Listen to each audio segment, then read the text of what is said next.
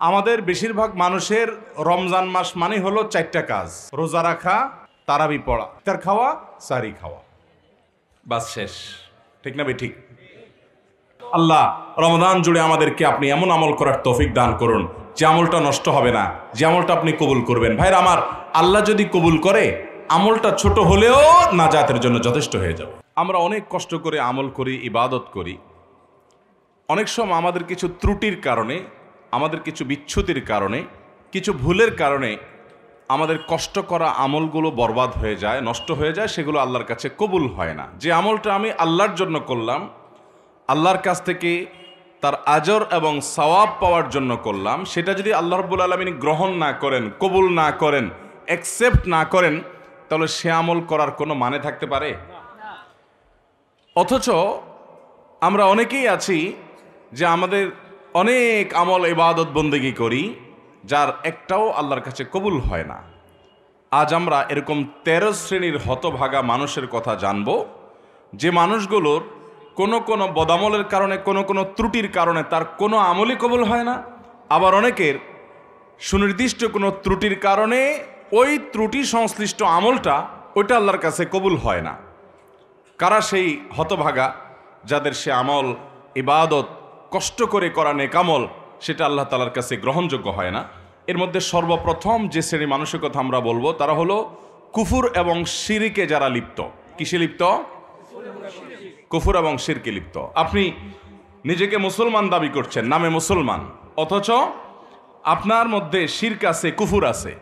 তো এরকম যদি হয়, তাহলে শিরক এবং কুফুরে থাকা ব্যক্তি, এই ব্যক্তি যত নেক আমল করুক, সে নিজেকে মুসলমান মনে করছে, হয়তো তিনি 5 ওয়াক্ত নামাজও পড়েন, কিন্তু তার মধ্যে যদি শিরকে আকবর থাকে, কোন শিরিক থাকে, মানে বড় শিরিক, যে শিরকটার কারণে মানুষ ইসলাম থেকে খারিজ হয়ে যায়, তার মধ্যে যদি কুফুরি থাকে, যেটার কারণে মানুষ ইসলাম থেকে খারিজ হয়ে যায়, তাহলে এই ব্যক্তি নিজেকে যত মুসলমান মনে করুক, আমরা সবাই হয়তো মুসলমান তাকে মনে করি, সে হয়তো মসজিদেও আসে, সে হয়তো নামাজও পড়ে, সে হয়তো হজ উমরা করতেও যায়, অথচ তার কোনো আমল, সে নামাজ পড়ুক, রোজা রাখুক, হজ করুক, জাকাত করুক, দান করুক, সাদাকা করুক, তার কোনো আমল আল্লাহর কাছে গ্রহণযোগ্য হয় না। আল্লাহ তাআলা আমাদেরকে এরকম হতভাগ্য মানুষের কাতারে যেন শামিল না করান। কোরআনে হাকিম আল্লাহ রাব্বুল আলামিন বলেছেন, ওমাই ইয়াকফুর বাদাল ঈমান ফাকাদ হাবিতা আমালুহু ওয়া হুয়া ফিল আখিরাতি মিনাল খাসিরিন। যারা ঈমান আনার পর আবার কুফরি করে, ঈমান আনার পর কি করে ভাই? কুফরি মানে আল্লাহর কোনো বিধান, আল্লাহর কোনো আদেশ, আল্লাহর কোনো নিষেধ, ইসলামের স্বতঃসিদ্ধভাবে প্রমাণিত কোনো বিষয়কে যদি কেউ অস্বীকার করে, তাহলে ফাকাদ হাবিতা আমালুহু, তার সমস্ত আমল বরবাদ হয়ে যাবে, তার কোনো আমল আল্লাহর কাছে কবুল হবে না। ওয়া হুয়া ফিল আখিরাতি মিনাল খাসিরিন। অনেক কষ্ট করে আমল করে যাবে, কিন্তু আখিরাতে যেয়ে দেখবে সে ক্ষতিগ্রস্ত হয়ে গেছে, লুজার হয়ে গেছে, তার কিছুই আল্লাহর কাছে কবুল হয় নাই, এবং কোনো আমল তার আমল নামায় কোনো নেক আমল লেখা নেই। এরকম হতভাগা মানুষ আমাদের সমাজে অনেকেই আছেন। আমরা না জেনে হয়তো সে হতভাগাদের কাতারে আমরা শামিল হয়ে গেছি। ঠিক একইভাবে যারা শিরকে লিপ্ত হবে, আল্লাহ সুবহানাহু ওয়া তাআলা তাদের সম্পর্কে বলেছেন, লাকাদ উহিয়া ইলাইকা ওয়া ইলাল্লাযীনা মিন ক্বাবলিক লাইন আশরাকতা লায়াহবাতান্না আমালুক। হে রাসূল, আপনি এবং আপনার পূর্বে যত নবী রাসূল এসেছেন, তাদের সবার কাছে কমন একটি ফরমান জারি করা হয়েছে যে আপনি যদি শিরকে লিপ্ত হন, আপনি নিজে যদি শিরকে লিপ্ত হন, লায়াহবাতান্না আমালুক, অবশ্যই আপনার আমল বরবাদ হয়ে যাবে। সমস্ত নবী রাসূলদের কাছে এই কমন ফরমান আল্লাহ সুবহানাহু ওয়া তাআলা দিয়েছেন যে কেউ যদি শিরকে লিপ্ত হয়, তার আমল বরবাদ হয়ে যাবে। ভাইরা আমার, এ দুটি আয়াত প্রমাণ করে ঈমান আনার পর যদি আমরা কুফরি করি, আল্লাহর কোনো বিধানের প্রতি যদি অস্বীকৃতি প্রকাশ করি, জ্ঞাপন করি, বিশ্বাস করি, বা আল্লাহর কোনো বিধিবিধানকে যদি আমরা অবিশ্বাস করি, অস্বীকার করি, তাহলে সেটা হবে কুফরি। যেমন কাদিয়ানীরা ইসলামের স্বতঃসিদ্ধ বিষয় যে মুহাম্মদ সাল্লাল্লাহু আলাইহি সাল্লাম আল্লাহ তাআলার আখিরি নবী এবং রাসূল, তারপরে আর কোনো নবী বা রাসূল আসবে না। এখন এই বিষয়টাকে যদি কেউ অস্বীকার করে আর মিথ্যা নবুয়তের কোনো দাবিদারকে নবী বা রাসূল হিসাবে স্বীকার করে, বিশ্বাস করে, তাহলে ইসলামের স্বতঃসিদ্ধভাবে প্রমাণিত একটি বিষয়কে সে অস্বীকার করলো, সে কুফরি করলো, আল্লাহর আয়াতকে অস্বীকার করলো। নবী সাল্লাল্লাহু আলাইহি সাল্লামের থেকে মুতাওয়াতির সূত্রে বহু হাদিস, বর্ণিত হাদিসকে সে অস্বীকার করলো। তো এই অস্বীকৃতির কারণে কুফরি করলো।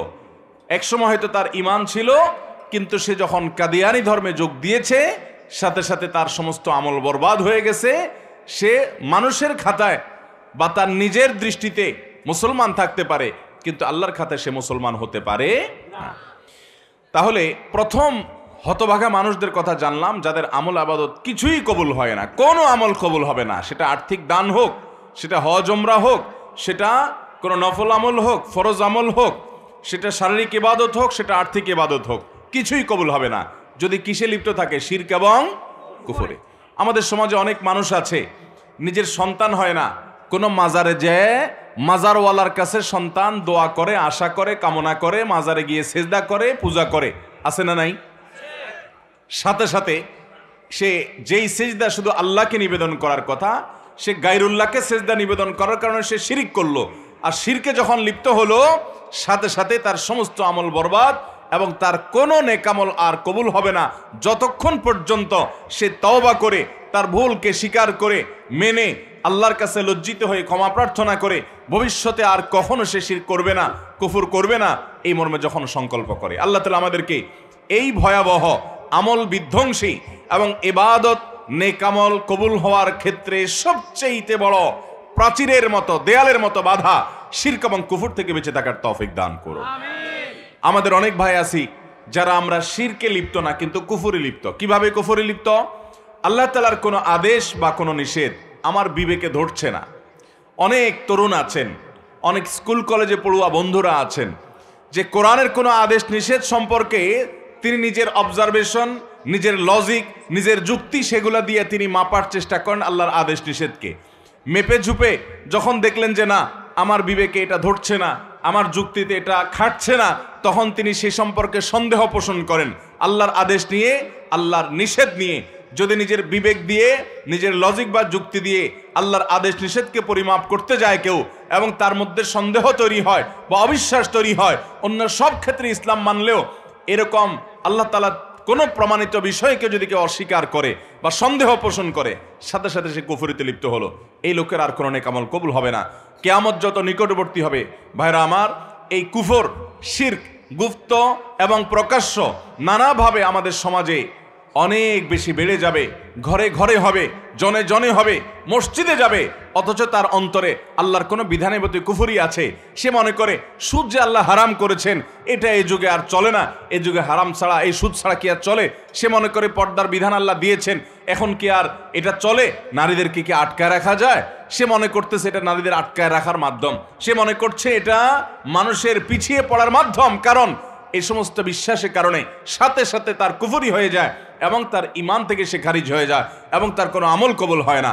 আল্লাহ তাআলা আমাদের ঈমানকে শিরক এবং কুফরের এই বিষ বাষ্প থেকে হেফাজতে রাখার তৌফিক দান করুন। একটা জানলাম। নাম্বার 2, যারা তাকদীরকে অস্বীকার করে।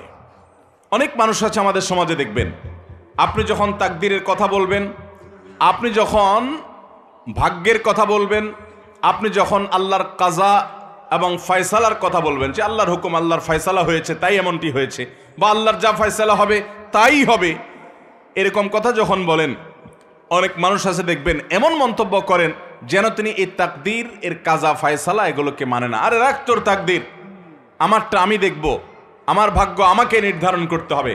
নিজের ভাগ্য নিজে নির্ধারণ করার ক্ষমতা পৃথিবীতে কারোর আছে? যদি থাকতো তাহলে পৃথিবীতে কোনো মানুষের কোনো বিপদ হতো? ভাইরা আমার, এখান থেকে বোঝা যায় যে তাকদীরকে অস্বীকার করা এটা হলো সবচেয়ে অযৌক্তিক কথা। যৌক্তিক বিষয়কে অস্বীকার করা। ঈমানের যে রোকনগুলো আছে, স্তম্ভগুলো আছে, নবী করিম সাল্লাল্লাহু আলাইহি সাল্লামকে জিবরিল, হাদিসে জিবরিলের মধ্যে বর্ণিত হয়েছে, জিবরিল এসে বলেছেন, মাল ঈমান, হে মুহাম্মদ আমাকে বলুন ঈমান কাকে বলে, ঈমানের সংজ্ঞা বলুন। তখন নবী করিম সাল্লাল্লাহু আলাইহি সাল্লাম জিবরিলের প্রশ্নের জবাবে বলেছেন, আল ঈমান আন তুমিনা বিল্লাহি ওয়া মালাইকাতিহি ওয়া কুতুবিহি ওয়া রুসুলিহি ওয়াল ইয়াউমিল আখির ওয়া আন তুমিনা বিল কদরি খাইরিহি ওয়া শাররিহি মিনাল্লাহি তাআলা। যার অর্থ হলো ঈমান হলো আল্লাহ, ফেরেশতাগণ, নবী রাসূলগণ, আসমানি কিতাবসমূহ, আখিরাতের প্রতি বিশ্বাস করা এবং বিশেষভাবে বিশ্বাস করা তাকদীরের ভালো মন্দের প্রতি। এই পয়েন্টটাকে নবী করিম সাল্লাল্লাহু আলাইহি সাল্লাম আলাদা করে উল্লেখ করেছেন, কারণ ইমানের অন্য পয়েন্টগুলো নিয়ে এত ঝামেলা নাই। শয়তান যত বেশি মানুষের মধ্যে সংশয় সৃষ্টি করে এই শেষের ইমানের রোকনটা নিয়ে, অর্থাৎ তাকদীরের রোকনটা নিয়ে। এই জন্য তাকদীর নিয়ে যদি কারোর মধ্যে সন্দেহ হয় অথবা তাকদীরকে যদি কেউ অস্বীকার করে, তো সে ব্যক্তি সম্পর্কে নবী করিম সাল্লাল্লাহু আলাইহি সাল্লাম বলেছেন যে তার কোনো প্রকার আমল, সে নফল আমল করুক, ফরজ আমল করুক, শারীরিক আমল করুক আর আর্থিক ইবাদত করুক, এর কোনোটা কবুল হবে না যদি সে তাকদীরকে কি করে, অস্বীকার করে। অতএব আমরা আল্লাহর তাকদীর এবং ফয়সালাকে বিশ্বাস করি কি করি না? আল্লাহর তাকদীর এবং আল্লাহর ইলম, আল্লাহর ফয়সালার বাহিরে পৃথিবীতে একটি পাতাও নড়তে পারে না এবং নড়বেও না। ভাইরা আমার, আল্লাহ রাব্বুল আলামিন সকল সৃষ্টি জগতের সৃষ্টির 50,000 বছর আগে কোন সৃষ্টির কি হবে না হবে তার পুঙ্খানুপুঙ্খ সবকিছু লিখে রেখেছেন। কত হাজার বছর পর পৃথিবীর কোন প্রান্তে কোন পাতা কোন সময় কোন দিকে নড়বে আল্লাহর ইলমে আছে না নাই? সব আছে। জুজিয়াতের ইলম, কুল্লিয়াতের ইলম, সূক্ষ্মাতি সূক্ষ্ম, একেবারে ছোটখাটো ক্ষুদ্রাতি ক্ষুদ্র কোনো বিষয় যদি থাকে তাহলে অবশ্যই আল্লাহর ইলমে সেটা মা মিন রাতবিন ওয়ালা ইয়াবিসিন ইল্লা ফি কিতাবিম মুবিন। আল্লাহর সৃষ্টি জগতে শুষ্ক আর্দ্র এমন কিছুই নাই যেটা সুস্পষ্ট কিতাবে লিপিবদ্ধ নাই। অতএব আজকের এই যুগে আমরা জানি এমন অনেক মেশিন বের হয়েছে, এমন অনেক টেকনোলজি আবিষ্কৃত হয়েছে, যেই টেকনোলজি দিয়ে আমরা জানি অনেক সূক্ষ্ম সূক্ষ্ম বিষয়কে মাপা যায়। ভূমিকম্প মাপা যায়, আবহাওয়ার গতি প্রকৃতি পরিমাপ করা যায়, অনেক সূক্ষ্ম সূক্ষ্ম বিষয় পরিমাপ করা যায় এবং অনেক দূর থেকে, শত শত মাইল দূর থেকে অনেক কিছু আন্দাজ করা যায়, পরিমাপ করা যায়। এই সবগুলো তো মানুষের মস্তিষ্ক প্রসূত আবিষ্কার এবং টেকনোলজি।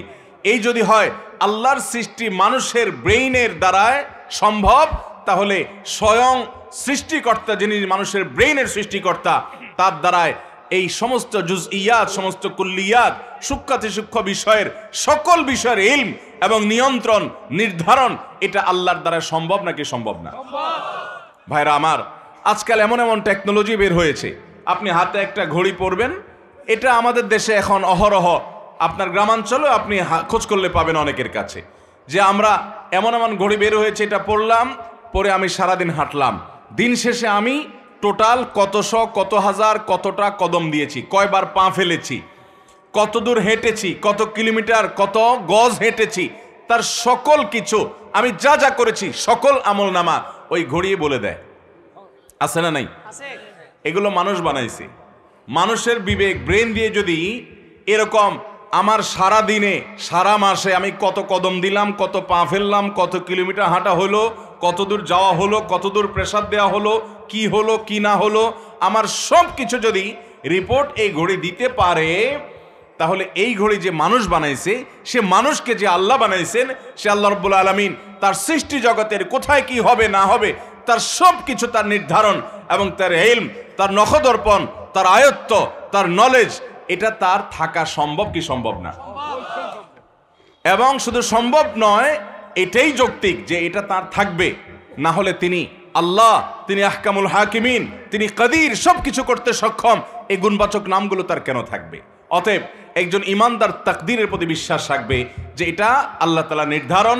আমাদের ভালো কিছু অর্জন হলে সেটাও আল্লাহ জানতেন, আল্লাহ নির্ধারণ ছিল, আর যদি আমাদের কোনো ক্ষতি স্পর্শ করে সেটাও আল্লাহ জানতেন, আল্লাহর নির্ধারণ ছিল। বিদাত তাকদীরকে যদি কেউ অস্বীকার করে তার ঈমান থাকবে? তাকদীরকে অস্বীকার করার ফলে আলাদা করে নবী করিম সাল্লাল্লাহু আলাইহি ওয়াসাল্লামের এক হাদিসে বলেছেন, যদি কেউ তাকদীরকে অস্বীকার করে তাহলে তা লা ইউকবালু মিনহু সরফুন ওয়ালা আদলুন, তার কোনো কিছু কবুল হবে না। এরপরে 3 নম্বর যার আমল ইবাদত কবুল হবে না সে হলো আকুল ওয়ালিদাইন, মা বাবার নাফরমান। এ সম্পর্কে নবী করিম সাল্লাল্লাহু আলাইহি ওয়াসাল্লামের একটি হাদিস বর্ণিত হয়েছে যে নবী করিম সাল্লাল্লাহু আলাইহি ওয়াসাল্লাম কয়েক ব্যক্তি সম্পর্কে বলেছেন যে এই কয়েক শ্রেণীর মানুষ, এদের সালাত কবুল হবে না, এদের নামাজ কবুল হবে না, এদের ইবাদত বন্দেগী কবুল হবে না। এর মধ্যে এক ব্যক্তি হলো মা বাবার নাফরমান। অনেক ভাইয়েরা আমরা আছি, আমরা মা বাবার নাফরমানি করি। আমি যখন আসছিলাম তখন যিনি আলোচনা করছিলেন সে ভাই গুরুত্বপূর্ণ একটা কথা বলছিলেন, আমি গাড়ি থেকে শুনলাম। সেটা হলো, আমাদের সমাজে আজকাল অনেক নামাজি ছেলেও পাওয়া যায়, কিন্তু বাবা মাকে সালাম দেয় না। আছে না নাই? বাবা মাকে সালাম দিতে যদি লজ্জা হয়, তাহলে এই লজ্জা কুফুরির অঙ্গ। এই লজ্জা কিসের অঙ্গ ভাই? সব লজ্জা কিন্তু ইমানের অঙ্গ না। যেই লজ্জা আপনাকে হারাম থেকে বাঁচায়, ওইটা হলো ইমানের অঙ্গ। আর যেই লজ্জার কারণে আপনি ভালো কাজ করতে পারেন না, নেকামল করতে পারেন না, জড়তা তৈরি হয়, বুঝবেন এটা শয়তান তৈরি করছে, এটা ইমানের অঙ্গ না, এটা কুফুরির অঙ্গ। ওই লজ্জাকে জয় করতে হবে। সে লজ্জাকে কি করতে হবে? অতএব বাবা মাকে সালাম দেব তো ইনশাআল্লাহ, ভাই বোনকে সালাম দেব তো ইনশাআল্লাহ। অনেক ভাই আছেন আমাদের, তিনি খুব ইনোসেন্ট মানুষ, খুব ভদ্র মানুষ, খুবই সভ্য মানুষ, আখলাকি মানুষ, সবার কাছে ভালো, কিন্তু মা বাবার কাছে আসলে সবচেয়ে বেয়াদব। আছে না নাই? ভাইরা আমার, আমাদের তরুণ প্রজন্মের এরকম দুরবস্থা চলছে আজকাল যে তরুণদেরকে যদি জিজ্ঞাসা করা হয়, আল্লাহর জমিনে চোখ বন্ধ করে কিছু হোক বা না হোক, চুন থেকে নুন খসলেই যাকে ঝাড়ি দেওয়া যায় তার নাম কি? মা। সন্দেহ আছে কোনো? আমাদের যুবকদের কাছে এটা এখন ডালভাত হয়ে গেছে না, যে অন্য কোথাও ঝাড়ি না চললেও যাকে ঝাড়ি দেয় তিনি কে? মা। আহা, যে লোকটাকে সবচেয়ে বেশি শ্রদ্ধা করার কথা, যে লোকটা তার কোনো প্রকার কষ্ট হতে পারে এমন কোনো শব্দ পর্যন্ত উচ্চারণ করা নিষিদ্ধ, সে লোকটার সামনে সবচেয়ে বেশি দুর্ব্যবহার। মা বাবার যারা নাফরমানি করে, মা বাবা বলে ডানে যাও, সে যায় বামে। মা বাবা যদি কোনো নির্দেশ করেন এবং সেই নির্দেশ যদি আল্লাহর কোনো নির্দেশের খেলাফ না হয় সরাসরি, তাহলে সেই নির্দেশ মানা সন্তানের জন্য ওয়াজিব। সেটা সন্তানের জন্য মানা কি? আবশ্যক। সেটা না মানলে আপনি গুনাহগার হবেন। অনেক ভাই আছেন অন্য সব দিক থেকে ভালো, কিন্তু মা বাবার কথা মানেন না, মা বাবার নাফরমানি করেন, মা বাবার বেয়াদবি করেন। আব্দুল্লাহ ইবনে আব্বাস রাদিয়াল্লাহু তাআলা বলেছেন, তুমি তোমার বাবার সামনে জামা ঝাড়া দিয়েছো, এরকম করে জামা ঝাড়া দিয়েছো, ঝাড়া দিয়ে শুধু ধুলা পরিষ্কার করছো, তুমি বেয়াদবের খাতায় নাম লেখাইছো। কারণ তোমার এটা বাবা মার নাফরমানি, হুকুকুল ওয়ালিদাইনের অন্তর্ভুক্ত। ভাইরা আমার, আমাদের শরীরের চামড়া দিয়ে যদি আমরা বাবা মাকে জুতো বানাই দেই, আল্লাহর কসম তারপরও তাদের ঋণ শোধ হবে না। তাদের ঋণ আপনি শোধ করতে পারবেন না। আপনার বাপ অনেক খারাপ, আপনার মা অনেক খারাপ, আপনার কিছু করে না, তারা আপনার আরেক ভাইয়ের দিকে খেয়াল রাখে, আপনার দিকে খেয়াল রাখে না, আপনার শত বিচার থাকতে পারে, শত অভিযোগ থাকতে পারে, শুধু আপনার দুনিয়া আসার কারণ এবং মাধ্যম যে তারা হয়েছেন, এই ঋণটা সারা জীবন আপনি আদায় করে শেষ করতে পারবেন না। আল্লাহ তাআলা আমাদেরকে মা বাবার আনুগত্যকারী, মা বাবার হুকুম মান্যওয়ালা সন্তান হওয়ার তৌফিক দান করুন। মা বাবার অনুগত সন্তান হব তো ইনশাআল্লাহ। বাবা মার সামনে মাথা থাকবে নিচু, ভাইরা, মাথা উঁচু হবে না। যদি কখনো জোরে কথা হয়ে যায়, দেরি করবেন না, সাথে সাথে পা জড়িয়ে যেভাবে হোক চোখের পানি ফেলে মাপ চেয়ে নেবেন। আপনার সন্তানদের সামনে, আপনার স্ত্রীর সামনে যদি জোরে কথা বলেন, তো আপনার স্ত্রী সন্তানের সামনে আবার মাপ চাবেন। ঠিক আছে তো ইনশাআল্লাহ? তাদের সামনেই আবার মাপ চাবেন। ভাইরা আমার, মানুষ হিসেবে আমাদের অনেকেরই হয়, আমার আব্বা আম্মার সাথে যদি কখনো আমার জোরে কথা বলা হয়ে গেছে, এরকম মনে হয় যদি আমি কারোর সামনে করেছি, তাদের সামনেই আবার তৎক্ষণাৎ যখন একটু হুঁশ ফিরে আসছে, কি করলাম আমি, সাথে সাথে চোখের পানি ফেলে মাপ চাওয়ার এই অভ্যাস সারা জীবন আমি ধরে রাখছি।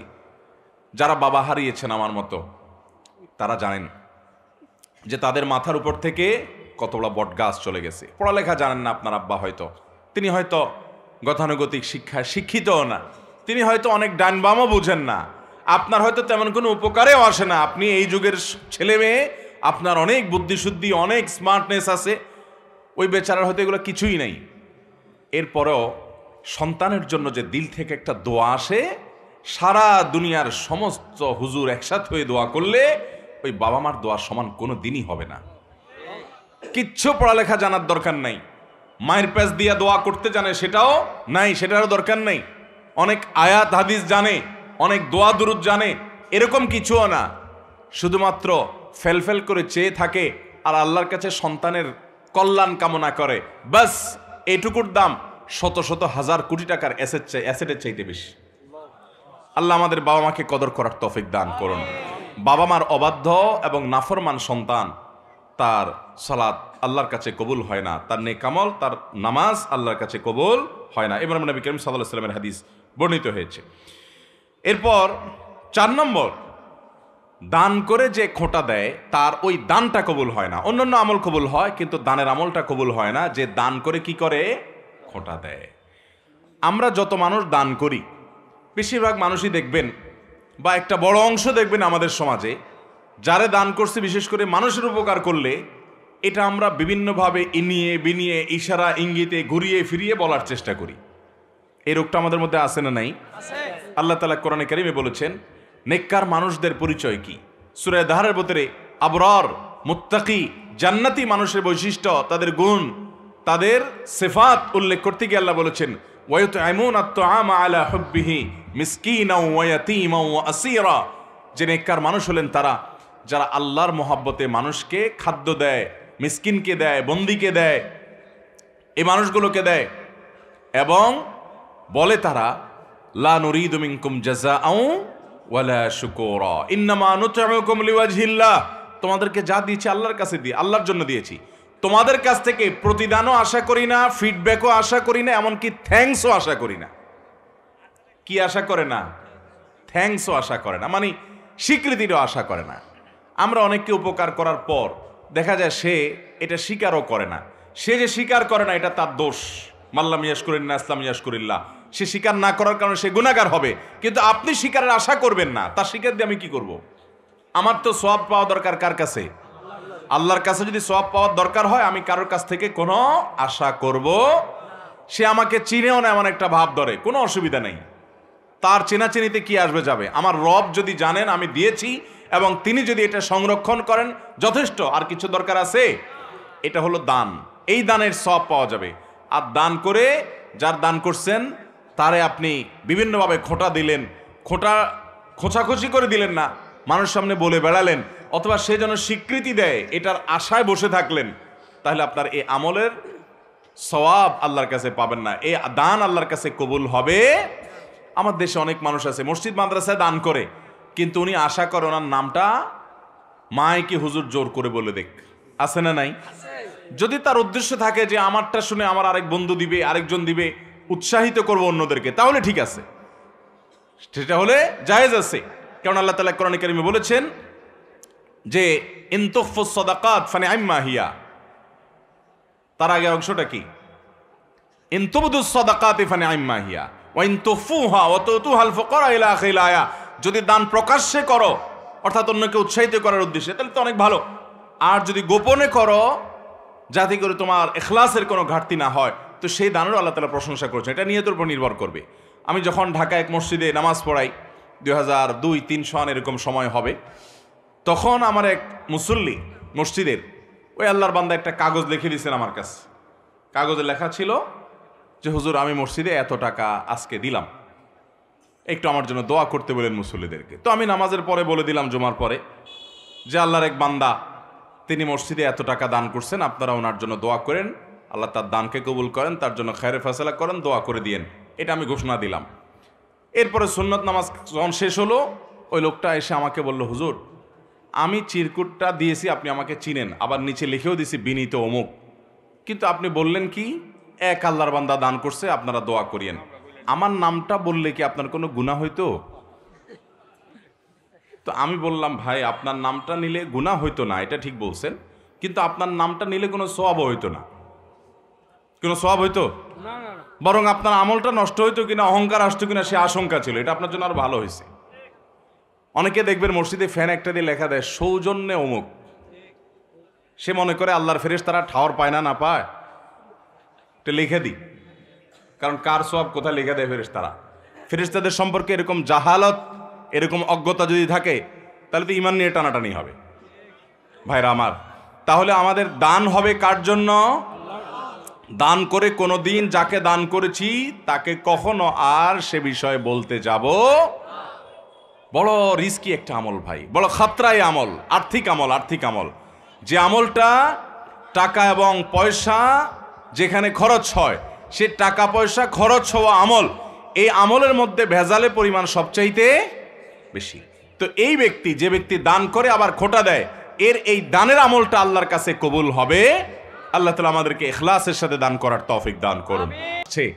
আমলের মাস, দানের মাস, আম্মা জান আয়েশা রাদিয়াল্লাহু তাআলা আনহা বলেছেন নবী করিম সাল্লাল্লাহু আলাইহি ওয়াসাল্লাম এই মাস আসলে প্রচুর পরিমাণে দান করতেন, অন্য সময় দানশীল ছিলেন, রমজান আসলে তার দানশীলতা অনেক বেড়ে যেত। অতএব আমরা দান করব, কিন্তু দান করব আমাদের এক হাত জানবে, আরেক হাতও টের পাবে না। এমন কিছু দান তো অবশ্যই থাকা উচিত যে আপনার স্ত্রী পর্যন্ত জানবে না, কেউ জানবে না। আল্লাহ আমাদেরকে সেভাবে দান করার তৌফিক দান করুন। মাইক বন্ধ হয়েছে এটা? আচ্ছা গেছে, মাইকম্যান গেছে, একটু সবর করেন আপনারা, শোনা যায় না কথা পিছনে যায় তো আর কি, সবর করেন। মাইকম্যান যান একটু দেখেন, ওই সামনের মাইকটা বোধহয় আওয়াজ বন্ধ হয়ে গেছে। তাহলে ভাই যাদের আমল কবুল হয় না সে মানুষগুলোর 4 নম্বর মানুষ বলেছি যারা দান করে মানুষকে খোটা দেয়, তাদের অন্যান্য আমল কবুল হয় কিন্তু দানের আমলটা কবুল হয় না। 5 নম্বর ওই কপাল পোড়া এবং হতভাগা মানুষ যার কোনো আমল ইবাদত কিছুই কবুল হবে না, সে হলো নবী করিম সাল্লাল্লাহু আলাইহি সাল্লামের শহর মদিনায় মুনাওয়ারায় যে হারামে যে ফাসাদ সৃষ্টি করে, ফিতনা সৃষ্টি করে, অশান্তি সৃষ্টি করে, হাঙ্গামা করে, গন্ডগোল ফাসাদ করে। নবী করিম সাল্লাল্লাহু আলাইহি সাল্লামের হাদিস বর্ণিত হয়েছে বিষয়ে সহিহ বুখারীতে, তিনি বলেছেন এই মদিনা মান আহদাসা ফিহি হাদাসান, এখানে যে ব্যক্তি কোনো দুর্ঘটনা ঘটাবে, আও আওয়া মুহদিসান, অথবা এই মদিনায় কোনো দুর্ঘটনাকারীকে যে ব্যক্তি আশ্রয় দান করবে, ফাআলাইহি লাআনাতুল্লাহ ওয়াল মালাইকাতি ওয়ান নাসি আজমাইন, ওই ব্যক্তির উপর আল্লাহর লানত, ফেরেশতাদের লানত, সমস্ত মানুষের লানত বর্ষিত হয়। এবং লা ইকবালু মিনহু ইয়াউমাল কিয়ামাতি সালাতুন ওয়া সরফুন ওয়ালা আদলুন, কিয়ামতের দিন তার কোনো আমল আল্লাহর কাছে কবুল হবে। অতএব মদিনা আমরা যখন যাওয়ার তৌফিক হবে, যার যখন যাওয়ার তৌফিক হবে, মদিনা শরীফের আদব লেহাজ বজায় রাখবো যথাসম্ভব, সেখানে যেন কোনো বেয়াদবি না হয়, আমার দ্বারা যেন কোনো অশান্তি, কোনো ব্যত্যয় সৃষ্টি না হয়। আল্লাহ আমাদের সবাইকে সে তৌফিক দান করুন। তাহলে 5 নম্বর আমরা পেয়ে গেলাম, যে ব্যক্তি মদিনায় মসজিদে নববীতে বা মসজিদে নববী শুধু নয় হারামের যে এরিয়া মদিনাতে, এই এরিয়ার মধ্যে যে ব্যক্তি অশান্তি সৃষ্টি করে, ফাসাদ সৃষ্টি করে, এই ব্যক্তির আমল ইবাদত কিছু কবুল হয় না। নাম্বার 6, 2 ভাই আপন তারা যদি নিজেরা ঝগড়া লিপ্ত হয়, গন্ডগোল ফাসাদ মারামারিতে কাটাকাটিতে লিপ্ত হয়, তো এই 2 জনের ইবাদত কবুল হয় না। নবী করিম সাল্লাল্লাহু আলাইহি সাল্লাম বলেছেন সালাসাতুন লা তুরফাউ সালাতুহুম ফাওকা রুউসিহিম, 3 ব্যক্তি আছে যাদের নামাজ তাদের মাথার উপরে ওঠে না, অর্থাৎ আল্লাহর কাছে পৌঁছে না, কবুল হয় না। কারা? সেই ব্যক্তিগুলো হলো ওই ব্যক্তি, 3 ব্যক্তির কথা নবী সাল্লাল্লাহু আলাইহি সাল্লাম বলেছেন, এর ভিতরে এক ব্যক্তি হলো ওই ব্যক্তি ইখওয়ানে মুতাসারিমান, 2 ভাই যারা নিজেরা গন্ডগোল মারামারিতে লিপ্ত, আপন ভাই মারামারিতে লিপ্ত, অথচ আবার আমল ইবাদতও করে, নামাজ কালামও পড়ে, এরকম আছে না নাই? আছে না নাই বলেন? তো এরকম আমল ইবাদত করে কি লাভ হবে? ভাই মাইকম্যান যায় নাই করে, মাইকেলা ভাই ওই মাইক নষ্ট হয়েছে, কথা শোনো নাই তোমরা? গেছে, কাজ করতেছে? আচ্ছা আচ্ছা, কাজ করতেছে ভাই, সবর করি, টেকনিক্যাল জিনিস তো নষ্ট হতেই পারে। মাইকম্যান ভাই খুব দ্রুত কাজ করেন আপনি, আপনারা শুনতে পাচ্ছেন না পেছন থেকে? একটু সবর করি, একটু সবর করি, আমি একটু মুখ কাছে নিয়ে বলতেছি, একটু সবর করেন আপনারা। মাইকেলা ভাই কাজ করে যাচ্ছে। তাহলে ভাই যাদের আমল ইবাদত কবুল হয় না, কয় প্রকারের মানুষের কথা বললাম এ পর্যন্ত? 6 প্রকারের কথা বললাম। আবারও এই 6টাকে আমরা রিভাইজ দিয়ে আসুন। প্রথম হলো যে কুফর এবং শিরকে লিপ্ত, তার কোনো প্রকার আমল ইবাদত কবুল। দ্বিতীয় হলো যে তাকদীরকে, ভাগ্যকে অস্বীকার করে, তারও কোনো আমল ইবাদত কবুল। 3 নম্বর হলো মা বাবার অবাধ্য সন্তান, তার আমল কবুল, বিশেষ করে সালাত কবুল হয় না। 4 নম্বর হলো যে ব্যক্তি দান করে খোঁটা দেয়, যাকে দান করছে তাকে আবার খোঁটা দেয় অথবা বলে বেড়ায়, এই ব্যক্তি দান করে যে বলে বেড়ালো এই জন্য, বা খোঁটা বেড়ালো, দিয়ে বেড়ালো, বা এহসান জিতলাইলো, এই জন্য তার ওই দানের আমলটার কোনো সওয়াব সে আল্লাহর কাছে পাবে। 5 নম্বর হলো মসজিদে নববী এবং তাকে ঘিরে যে হারাম আছে, মদিনা মুনাওয়ারা আছে, নবীজি সাল্লাল্লাহু আলাইহি সাল্লামের যে শহর মোবারক আছে, এখানে যারা অশান্তি সৃষ্টি করবে, ফাসাদ সৃষ্টি করবে এবং ব্যত্যয় করবে, এই মানুষগুলোরও আমল ইবাদত কবুল হবে। এই জন্য মদিনায় আমরা যখন যাব খুব আদব লেহাজ বজায় রাখার চেষ্টা করব। নাম্বার 6, 2 আপন ভাই যদি মারামারিতে লিপ্ত হয়, তাদের সালাত তাদের মাথার উপরে উঠে না। নামাজের কথা এখানে শুধু বলা হয়েছে, তাদের নামাজ কবুল হয় না, অন্যগুলো কবুল হতে পারে। 7 নম্বর ওই একই হাদিস যেটি ইবনে মাজাহ বর্ণিত হয়েছে যে 3 ব্যক্তির নামাজ তাদের মাথার উপর ওঠে না, তাদের মধ্যে আরেক ব্যক্তির কথা 7 নম্বরে বর্ণিত হয়েছে, সে হলো সেই ইমাম যে ইমাম মানুষের ইমামতি করে অথচ মানুষ তার উপরে যুক্তিসঙ্গত কারণে অসন্তুষ্ট।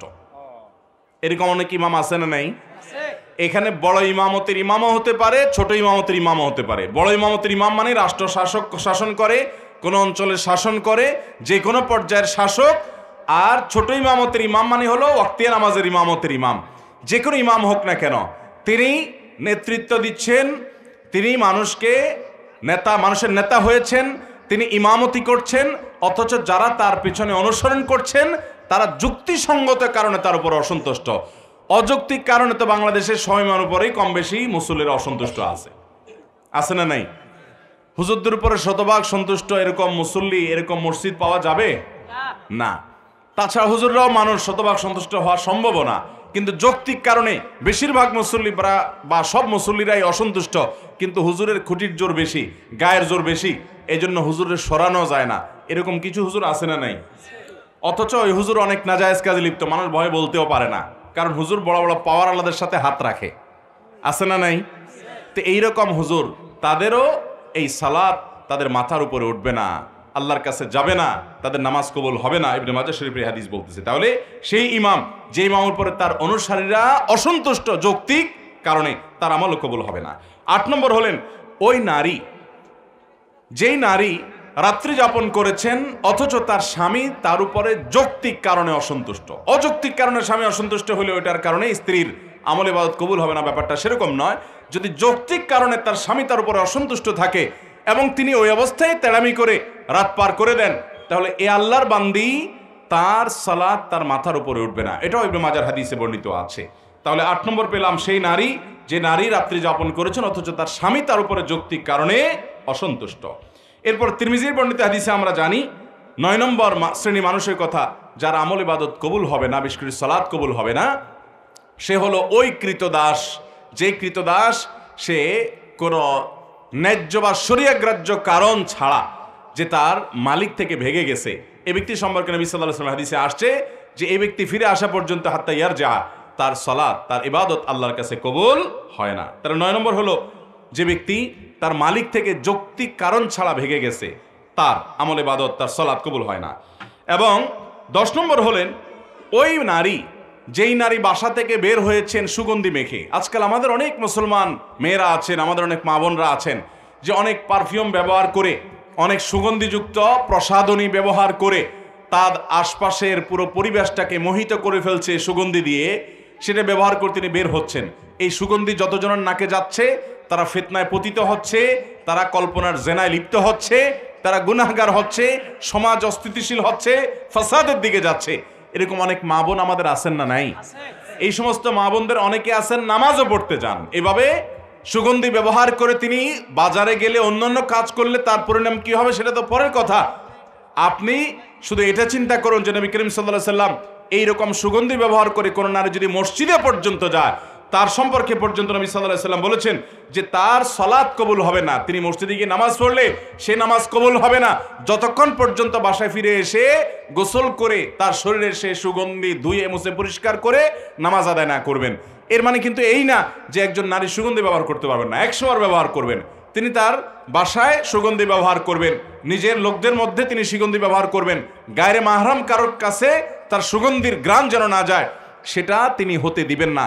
দেখুন, এটা কিন্তু একজন মুসলিম নারীর আত্মসম্মান বোধের ব্যাপার। এই যে ইসলাম আমাদেরকে পর্দার কথা বলেছে, এই যে সুগন্ধের নিয়ন্ত্রণ, এটাও পর্দার কারণেই।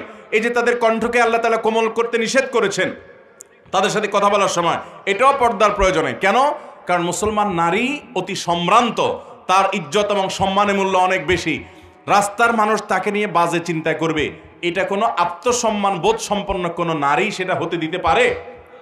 যে তার সৌন্দর্য দেখে তার শরীর নিয়ে, তাকে নিয়ে নানান নোংরা চিন্তা করবে অসুস্থ মনের মানুষগুলো, এটা কোনো মুসলমান নারী হতে দিতে পারে? এই জন্য আল্লাহ তাআলা পর্দার বিধান দিয়ে বলেছেন যালিকা আদনা আন ইউরাফনা।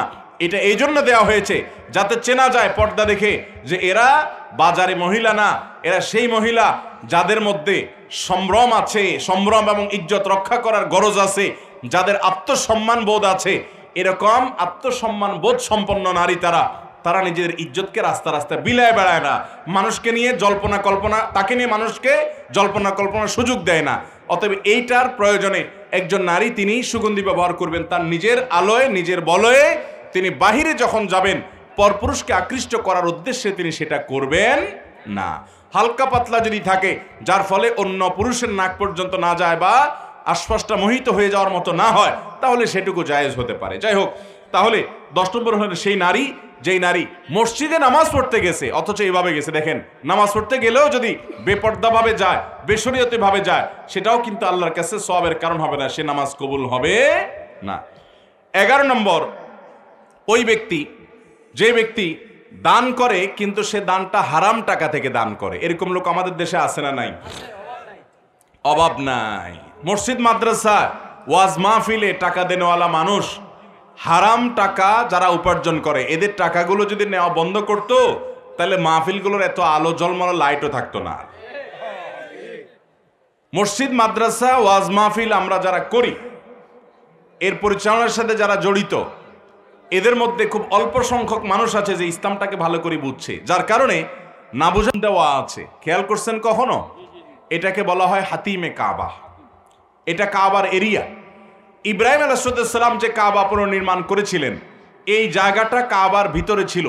এই যে কালো গিলাপে মোড়ানো আল্লাহর ঘর মসজিদ, এটার মধ্যে ওইটাও ছিল। কিন্তু নবী করিম সাল্লাল্লাহু আলাইহি সাল্লামের দাদা আব্দুল মুত্তালিব, নবী সাল্লাল্লাহু আলাইহি সাল্লাম যখন ছোট ছিলেন, তখন উনি এই কাবা যখন ভেঙে পড়ে পুরান হয়ে গেছে, তখন এটার ভবনকে সংস্কার করে পুনর্নির্মাণ করার উদ্যোগ নিলেন। উনি একা না, কুরাইশের সব নেতারা মিলে। এটা যখন উদ্যোগ নেওয়া হলো, তারা ঘোষণা দিলেন, দেখেন তারা মুশরিক ছিলেন কিন্তু তাদের চিন্তা চেতনা কত শুদ্ধ ছিল এই ক্ষেত্রে, যে তারাও এটা বুঝতেন যে আল্লাহর ঘরে হারাম টাকা ঢোকানো উচিত না। এই জন্য তারা ঘোষণা দিলেন, আমরা এই বাইতুল্লাহ পুনর্নির্মাণ করব, এটার জন্য ফান্ড কালেকশন করছি, যারা যা পারেন টাকা দেন, কিন্তু যে হারাম টাকা উপার্জন করেন তার টাকা আমরা নেব না। সমাজে কে হালাল টাকা উপার্জন করে, কে হারাম টাকা উপার্জন করে, সমাজের লোকজন কম বেশি জানে কি জানে না? আর হালাল টাকা সব যুগে বেশি থাকে না হারাম বেশি থাকে? তো হারাম বেশি থাকে, সেজন্য হারাম টাকা নেই নাই। আর যেহেতু নেই নাই, অতএব টাকার অভাব দেখা দিছে। তখন এই বাইতুল্লাহ নির্মাণের সময় নবী করিম সাল্লাল্লাহু আলাইহি সাল্লামের শৈশবে তার দাদা আব্দুল মুত্তালিব সহ অন্যদের নেতৃত্বে যখন এটা হয়েছে, তখন এই কাবা টাকার অভাবে, এই হাতিম যেটাকে এখন দেখেন ওয়াল বুক পরিমাণ ওয়াল ঘেরাও দেওয়া আছে, এই অংশটাকে কাবার ভিতরে বিল্ডিং করার টাকা ছিল না। সেই অভাবে এটাকে বারান্দার মতো বাইর করে রাখছে। আজও পর্যন্ত সেটা সেভাবে আছে। এখন টাকার অভাব নাই, কিন্তু ওইটাতে আর কেউ হাত দেয় নাই। সেটা যেন আমাদের শিক্ষা দেয় যে আমরা আল্লাহর ঘরে ধর্মীয় কাজে, ভালো কাজে হারামখোরদের হারাম টাকা না নেই। চেষ্টা করবো তো ইনশাআল্লাহ। আমাদের আসুন্নাহ ফাউন্ডেশনে মেম্বারশিপ নেয়ার জন্য যারা এককালীন 1 লক্ষ টাকা দিয়ে মেম্বারশিপ নেন, ওখানে আমাদের লেখা আছে যে হালাল টাকা থেকে দিতে হবে, মাস্ট। আমরা হারাম টাকা থেকে আপনাকে এই দান কবুল করব না। হারাম টাকা দান করবেন, গরিব দুঃখীকে দান করবেন সওয়াবের নিয়ত করা ছাড়া। যদি মালিককে দিতে না পারেন সেটা আরেক বিষয়, কিন্তু আল্লাহর ঘর, দ্বীনি কাজ, যত বেশি হালাল টাকা ইনভলভ হবে তত বেশি মানুষের ঈমান আমল মজবুত হবে। ওই প্রতিষ্ঠান থেকে মানুষের হেদায়েত তত বেশি হবে। আমাকে একবার কোথা জানে প্রশ্ন করেছে যে ইমাম সাহেব 7 দিন 7 বাড়িতে খানা খায়। সারা বাংলাদেশেই কম বেশি এরকম কালচার আছে যে ইমাম সাহেব 7 দিন 7 বাড়িতে খানা খায়, আর পয়সা আল্লাহ বাড়িগুলা বাইসে বাইসে কমিটির লোকেরা ঠিক করে। ঠিক না ঠিক? এখন পয়সা আল্লাহ বাসুক, তাতে দোষ নাই, পয়সা আল্লাহ হলে তো আর খারাপ না। কিন্তু হালাল হারাম যদি বাস বিচার না করে, শুধু পয়সা দেখেই প্রত্যেকের বাড়িতে টিফিন বাটি পাঠায় দেয়, আর হুজুরও খুব মোসে তাও দিয়ে খাইতে থাকে, তাহলে প্রশ্ন আসছে যে এই হুজুরের পিছনে নামাজ পড়লে নামাজ হবে কিনা। কারণ হুজুর তো হালাল হারাম বাস বিচার নাই, সবই ঢুকতেছে ভিতরে। আর হারাম দেহ এটা দিয়ে দোয়া করলেও দোয়া কবুল হবে না, পরিষ্কার হাদিসে বলা আছে। জটিল প্রশ্ন। অতএব ভাইরা আমার, আমরা দ্বীনি প্রতিষ্ঠান যারা পরিচালনা করব, ইনভলভ হব, চাকচিক্য একটু কম করব, তারপর হালাল টাকাকে প্রায়োরিটি দিব। ঠিক আছে তো ইনশাআল্লাহ? আল্লাহ আমাদেরকে তৌফিক দান করুন। তাহলে যারা হারাম টাকা দান করে তাদের সেই দান আল্লাহ কবুল করবেন। কারণ নবী করিম সাল্লাল্লাহু আলাইহি সাল্লাম বলেছেন, ওয়ালা সাদাকাতা মিন গুলুল, আপনি অবৈধ উপার্জন করেছেন, সেই টাকা দিয়ে যদি দান করেন সে দান কবুল হবে না। এখানে গুলুলের মানে হলো গনিমত বা যুদ্ধলব্ধ সম্পদ যদি আত্মসাৎ করে চুরি করে দান করে সেটা কবুল হবে না। অর্থাৎ এটা জাতির সম্পদ। ঠিক একইভাবে রাষ্ট্রের সম্পদ, জনগণের সম্পদ, জাতির সম্পদ চুরি করে আপনার গম চুরি, টিন চুরি, বিভিন্ন জিনিস চুরি করে লাখপতি কোটিপতি হয়ে এরপরে যদি আপনি দান দক্ষিণা করেন 2 পয়সার কোনো মূল্য আল্লাহর কাছে পাবেন না।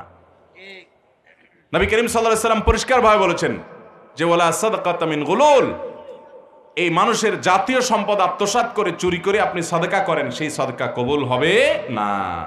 তাহলে আমরা 11 নম্বর কপাল পড়ার কথা জানলাম। যেই কপাল পড়ার দান তার আমল কবুল হবে না, সে হলো হারাম টাকা দান করে। আরেক হাদিসে আসছে নবী করিম সাল্লাল্লাহু আলাইহি সাল্লাম বলেছেন ইন্নাল্লাহা তাইয়্যিবুন লা ইয়াকবালু ইল্লা তাইয়্যিবা, আল্লাহ তাআলা পবিত্র, তিনি পবিত্র ছাড়া, হালাল ছাড়া আর কিছু দান করলে সেটা কবুল করবেন না। তাহলে এই হাদিস থেকে বোঝা গেল যে হারাম দান সেটা কবুল হবে না। তাহলে যার আমল অর্থাৎ দান কবুল হবে না, অন্য আমল কবুল হতে পারে, সে ব্যক্তি হলো যে হারাম টাকা দান করে। এটা হলো 11 নম্বর। 12 নম্বর হলো ওই মুসল্লি, ওই নামাজি, যে নামাজি ব্যক্তি নামাজ পড়ে পবিত্রতা ঠিক ঠিকানা নাই, পবিত্রতা ঠিক মতো করে না, সুন্দরভাবে করে না।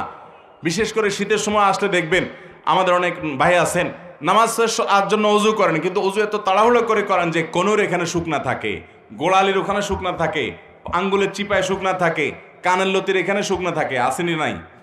নবী করিম সাল্লাল্লাহু আলাইহি সাল্লাম বলেছেন ওয়াইলুল লিল আকাবি মিনান নার, তোমাদের পায়ের গিরা গোড়ালি এগুলোকে জাহান্নামের আগুন থেকে বাঁচাও। তার মানে কি?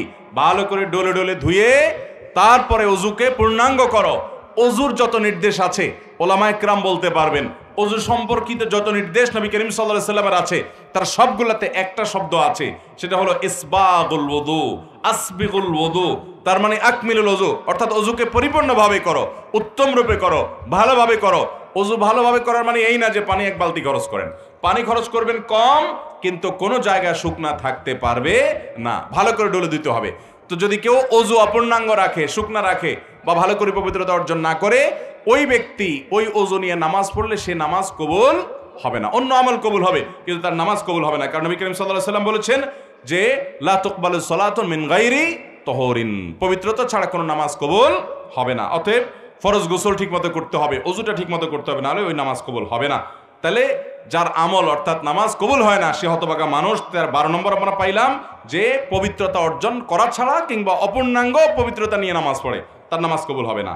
13 নম্বর এবং সর্বশেষ হলো যেই নারী নামাজ পড়ে, প্রাপ্তবয়স্কা নারী, অথচ তার মাথায় ওড়না নাই যেভাবে ওড়না দেওয়া দরকার, অর্থাৎ নামাজের জন্য যতটুকু সতর ঢাকা দরকার ততটুকু যদি ঢাকা না থাকে তাহলে তারও কি হবে না, ওই নামাজ কবুল হবে না। তিরমিজি হাদিসে আসছে নবী করিম সাল্লাল্লাহু আলাইহি সাল্লাম বলেছেন লা তুকবালু সালাতু হাইদিন ইল্লা বিল খিমার, একজন প্রাপ্তবয়স্কা নারী তিনি খেমার অর্থাৎ ওড়না ছাড়া, অর্থাৎ সতর পরিপূর্ণভাবে ঢাকা ছাড়া নামাজ পড়লে নামাজ হবে না।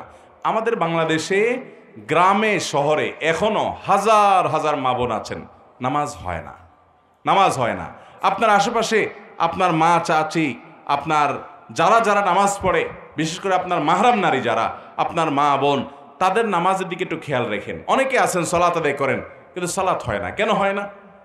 ধরুন তিনি শাড়ি পরে সালাত আদায় করছেন, কোনো অসুবিধা নেই, শাড়ি পরে পড়েন, 3 পিস পরে পড়েন, অথবা আপনি মেক্সি পরে পড়েন।